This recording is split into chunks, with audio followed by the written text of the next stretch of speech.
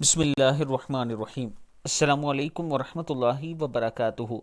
جب یتیم بچے کو دکھ دیا جاتا ہے، اس پر رسول اللہ صلی اللہ علیہ وآلہ وسلم نے کیا فرمایا، وہ اپنے دوستوں کے ساتھ شیئر کروں گا۔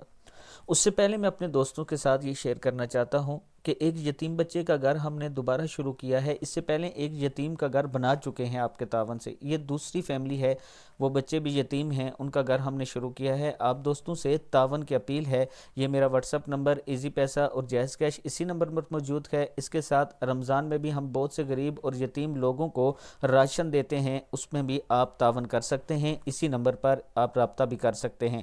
تو شروع کرتے ہیں آج کا لیسن۔ بسم اللہ الرحمن الرحیم۔ حضور اکرم صلی اللہ علیہ وآلہ وسلم نے فرمایا، جب یتیم کو دکھ دیا جاتا ہے تو اس کے رونے سے اللہ تعالیٰ کا عرش کانپ جاتا ہے، اور رب العزت فرماتے ہیں، اے فرشتو، اس یتیم کو جس کا باپ منو مٹی تلے دفن ہو چکا ہے کس نے رلایا؟